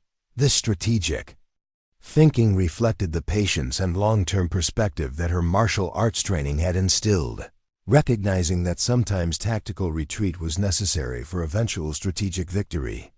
The planning for what Jake Morrison's group intended as their decisive victory against Sarah Mitchell had begun during the second week of October, when their analysis concluded that standard harassment tactics were proving insufficient to break her professional composure and force resignation. The decision to escalate to property destruction and public humiliation had been carefully calculated to maximize psychological impact while providing compelling visual evidence of their power that could be distributed through social media to ensure community-wide awareness of Sarah's defeat. Jake's strategic thinking had identified homecoming week as the optimal timing for their final assault, recognizing that the heightened school spirit and community attention would amplify the impact of Sarah's humiliation while providing cover for increased student activity that might obscure their specific involvement. The week's schedule of special events and extended school hours would create multiple opportunities for staging the confrontation while ensuring maximum audience for the resulting spectacle. Emma Rodriguez had coordinated the social media preparation. That would be crucial for shaping public perception of the incident and preventing Sarah from controlling the narrative through official channels. Her network of anonymous accounts and influenced parents had been primed to immediately distribute footage and commentary that would frame the incident as evidence of Sarah's unfitness for teaching, rather than criminal harassment by privileged students. The messaging campaign had been designed to go viral within hours of the incident, creating irreversible damage to Sarah's reputation, regardless of any subsequent investigation or disciplinary action. Tyler Brooks had conducted detailed reconnaissance of potential confrontation locations, analyzing security camera coverage, escape routes, and isolation factors that would maximize their tactical advantage while minimizing risk of interference by witnesses or authorities. His surveillance had revealed that the teacher parking lot offered ideal conditions for their purposes: limited security monitoring, predictable target presence, and sufficient isolation to prevent immediate intervention, while remaining accessible for evidence gathering and social media documentation. Madison Clark had handled the technical preparation necessary to ensure that evidence of the incident would be captured, preserved, and distributed according to their strategic objectives. Her planning had included multiple recording devices, backup storage systems, and predetermined distribution channels that would maximize viral spread, while concealing the coordinated nature of their media campaign. The technical sophistication of her preparation reflected lessons learned from previous incidents, where inadequate documentation had limited their ability to leverage victories for long-term advantage. The selection of paint as their weapon of choice had been based on careful analysis of maximum humiliation potential, combined with legal considerations about punishment severity for property destruction charges. Red paint would create dramatic visual impact while symbolically suggesting violence and danger that would reinforce their portrayal of Sarah as unstable and potentially threatening to student safety. The substance would be difficult to remove quickly, ensuring lasting evidence of their victory while creating significant financial burden for cleaning and repair costs. Jake's acquisition of the paint from Miller's hardware store had been planned to avoid creating traceable evidence that could be used in any subsequent investigation. His use of cash payment and casual conversation with the clerk about a school art project had established plausible alternative explanation for the purchase, while preventing creation of credit card records that might support conspiracy charges. The timing of the purchase, 3 days before the planned incident, had been calculated to minimize suspicious connections while ensuring adequate preparation time. Emma's final social media preparation had involved creating multiple backup accounts and predetermined posting schedules that would ensure immediate and widespread distribution of incident footage, regardless of any attempt to suppress or control the narrative. Her network of influenced parents and community members had been subtly prepared to expect and amplify negative news about Sarah, creating reception conditions that would maximize viral spread and prevent effective damage control efforts. Tyler's physical preparation had included detailed planning for positioning, crowd control, and evidence management that would optimize their tactical advantage during the confrontation. His role as primary intimidator required careful calculation of threat levels that would maximize psychological pressure while avoiding actions that might trigger serious assault charges. The presence of multiple witnesses with recording devices would provide protection against false accusations while ensuring that Sarah's response would be captured and preserved for analysis. Madison's legal analysis had provided final confirmation that their planned activities would likely result in minor charges that could be easily managed through family connections and legal resources. Her mother's prosecutorial experience had offered detailed guidance about evidence, requirements for conspiracy charges, and the practical difficulties of prosecuting juveniles from influential families for property destruction offenses. This legal consultation had provided confidence that consequences would be manageable even if their coordination became obvious to investigators. The group's psychological preparation had involved extensive discussion of likely scenarios and appropriate responses to various reactions from their target. Their experience with previous victims had suggested that Sarah would either break down emotionally, providing compelling footage of defeat and humiliation, or respond angrily in ways that could be edited to support their portrayal of her as unstable and potentially violent. The possibility that she might respond effectively to their attack had been dismissed as unrealistic, based on their assessment of her apparent vulnerability and isolation. Jake's coordination of the final timeline had ensured that all elements would be synchronized for maximum impact while maintaining plausible deniability about their coordination. The positioning of group members, activation of recording devices, and execution of the paint attack had been rehearsed to appear spontaneous, while achieving their strategic objectives efficiently. The backup plans for various contingencies reflected sophisticated understanding of crisis management and damage control that would protect their interests regardless of unexpected developments. Emma's preparation of post-incident messaging had included multiple narrative frameworks that could be deployed depending on Sarah's specific response and the quality of footage obtained. The messages had been crafted to portray their group as concerned students protecting their school community from a dangerous and deceptive teacher who had been hiding violent training while indoctrinating children with radical political ideology. The sophisticated propaganda preparation reflected lessons learned from her mother's political campaigns about the importance of controlling narratives during crisis situations. Tyler's final security assessment had confirmed that their plan would be executed in conditions that maximized their advantages while minimizing risks of serious consequences or effective retaliation. The isolated location, superior numbers, and element of surprise would ensure tactical dominance during the confrontation, while the presence of recording devices would provide evidence to support their preferred version of events. His confidence in their physical superiority had been based on assessment of Sarah as a typical teacher who would be unprepared for aggressive confrontation from multiple attackers.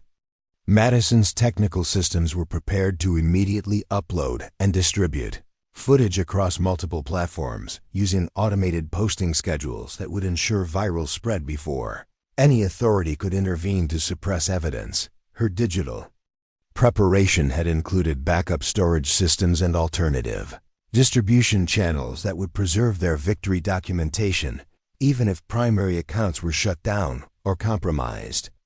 The sophisticated technical infrastructure reflected her understanding that controlling information flow would be crucial for long-term success.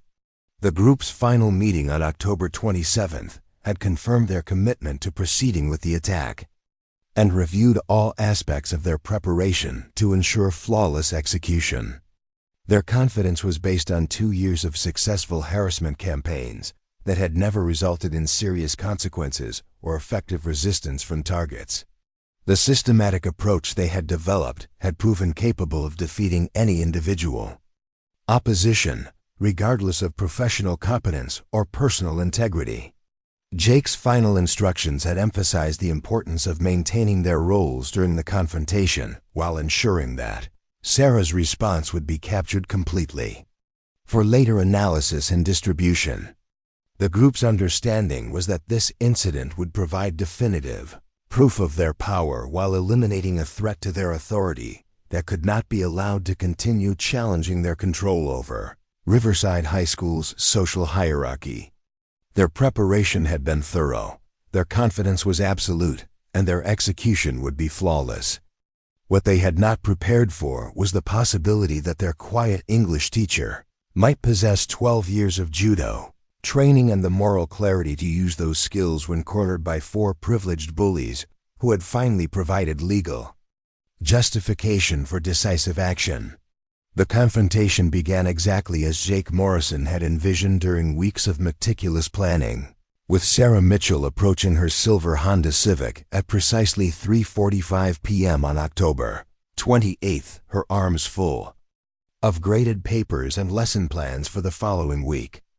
The afternoon sun cast long shadows across the nearly empty teacher parking lot, creating the perfect backdrop for what the four teenagers expected would be their most decisive victory yet. Emma Rodriguez had positioned herself with optimal angles for recording, while Tyler Brooks blocked the most direct escape route to the main road. Madison Clark monitored her phone for the predetermined signal that would trigger their coordinated social media blitz, and Jake stood ready with 3 gallons of bright red exterior paint that would transform this quiet Friday afternoon into a spectacle of humiliation that would end Sarah's teaching career at Riverside High School. Jake's confidence radiated from every aspect of his posture and expression as he stepped forward to execute the attack that had consumed his strategic thinking for the past month. His blonde hair caught the late afternoon light as he moved with the assured grace of someone who had never experienced genuine consequences for his actions, carrying the paint can with casual authority that reflected his absolute certainty about the outcome of this confrontation. The smirk playing across his lips revealed his anticipation of Sarah's inevitable breakdown, while his eyes held the calculating satisfaction of a predator who had successfully cornered helpless prey after an extended hunt. Sarah's response to seeing the 4 students positioned around her vehicle was immediate and instinctive. 12 years of judo training automatically triggering heightened awareness that transformed her perception of the situation from routine, end-of-day departure, to potential combat scenario.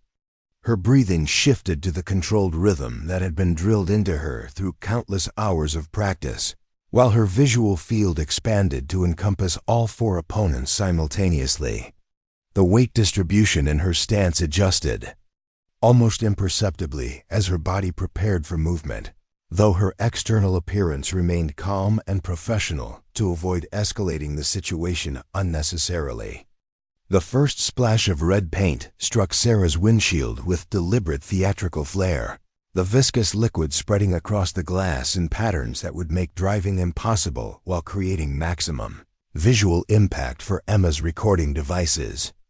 Jake's technique was practiced and efficient, suggesting this was not his first experience with property destruction, as he continued pouring paint across the hood and driver's side windows with methodical precision designed to ensure complete coverage of the vehicle's critical surfaces.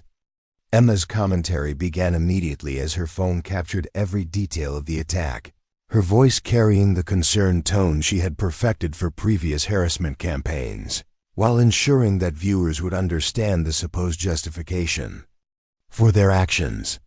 Her narration painted Sarah as a dangerous fraud who had been deceiving parents and students about her true nature, while positioning Jake's group as brave students protecting their school community from a potentially violent teacher who had hidden combat training from school administrators. Tyler's physical presence created an atmosphere of menace that was designed to prevent Sarah from attempting to leave the scene or seek help from nearby faculty members who might still be on campus. His positioning near the parking lot exit was tactically sound but legally problematic, since blocking someone's escape route during an assault could elevate charges significantly if law enforcement chose to pursue prosecution. However, his father's influence within the police department had provided confidence that such legal technicalities would be resolved favorably through informal channels.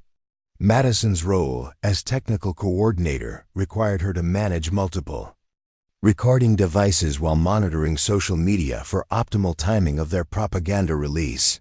Her understanding of viral content distribution had shaped the entire structure of their attack, ensuring that footage would be captured from multiple angles with high-quality audio that would maximize impact when edited and distributed across various platforms. The sophisticated media preparation reflected lessons learned from political campaigns about the importance of controlling information flow during crisis situations. Sarah's assessment of the tactical situation revealed several factors that would influence her response options and legal justification for any defensive action. The isolated location provided both advantages and disadvantages, offering privacy for resolution without witnesses, but also eliminating potential sources of assistance if the situation escalated beyond her ability to control. The presence of recording devices created additional complications, since any physical response would be documented and potentially edited to support narratives that might not reflect the actual circumstances of the confrontation. The legal framework that governed Sarah's response options had been thoroughly researched during her preparation for this type of scenario, providing clear understanding of when self-defense would be justified and what level of force would be considered proportional to the threats she faced. The property destruction alone did not legally justify physical retaliation, but the blocking of her escape route, combined with verbal threats and intimidating behavior by multiple attackers, was approaching the threshold where defensive action might be warranted. Jake's escalation beyond simple vandalism came when he stepped closer to Sarah's position and began making explicit verbal threats about what would happen if she continued teaching at Riverside High School. His words were carefully chosen to sound like warnings rather than direct threats, but the implications were clear enough to establish intent to cause psychological harm while maintaining plausible deniability about criminal behavior. The sophisticated understanding of legal boundaries reflected consultation with his father's attorney about how to maximize intimidation while minimizing prosecution risk. Emma's documentation strategy required her to capture Sarah's response, while ensuring that the footage could be edited to support their predetermined narrative regardless of how the confrontation actually developed. Her experience with social media manipulation had taught her that context could be easily altered through selective editing and strategic commentary, allowing them to portray any reaction as evidence of Sarah's instability or inappropriate behavior towards students. Tyler's movement towards Sarah's position represented the critical escalation that would transform property destruction into personal assault, providing the legal justification that Sarah's martial arts training had prepared her to recognize and respond to appropriately.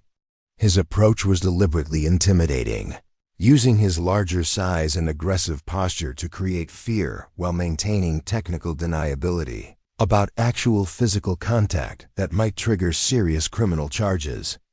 Sarah's recognition that the situation was transitioning from harassment to assault activated the mental preparation that had been drilled into her through years of training in self-defense scenarios. Her analysis of opponent positioning, escape routes, and tactical advantages happened in seconds, while her emotional state remained calm and focused despite the adrenaline surge that accompanied threat recognition. The discipline learned through judo practice allowed her to maintain clear thinking and moral clarity about appropriate responses even under extreme pressure. Madison's technical monitoring revealed that their social media preparation was functioning perfectly, with automated systems ready to distribute footage immediately upon completion of their attack. Her confidence in their digital strategy was based on successful manipulation of previous incidents, where carefully edited video had shaped public opinion, regardless of actual facts or witness testimony that might contradict their preferred narratives. The moment when Tyler reached for Sarah's shoulder marked the transition from harassment to assault that legally justified defensive action, though Sarah's response would need to be carefully calibrated to remain within bounds of reasonable self-defense rather than escalating to assault charges against herself. Her training had emphasized the importance of using minimum necessary force while ensuring effective neutralization of threats, requiring split-second decisions about technique selection and force application.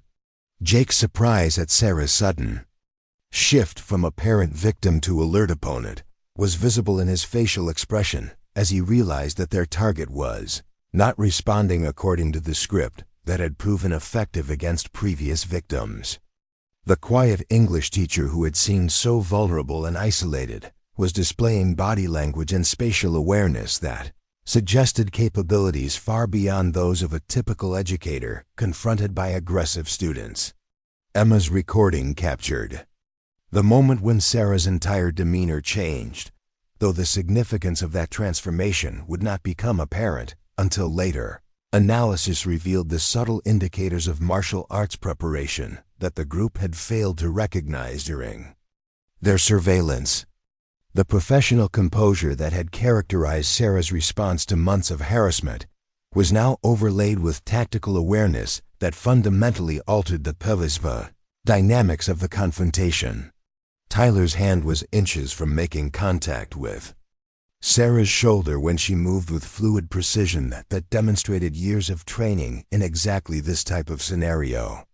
Her response would be measured, legally justified, and devastatingly effective in ways that four privileged teenagers could never have anticipated during their months of planning and preparation. Up next, you've got two more standout stories right on your screen. If this one hit the mark, you won't want to pass these up. Just click and check them out.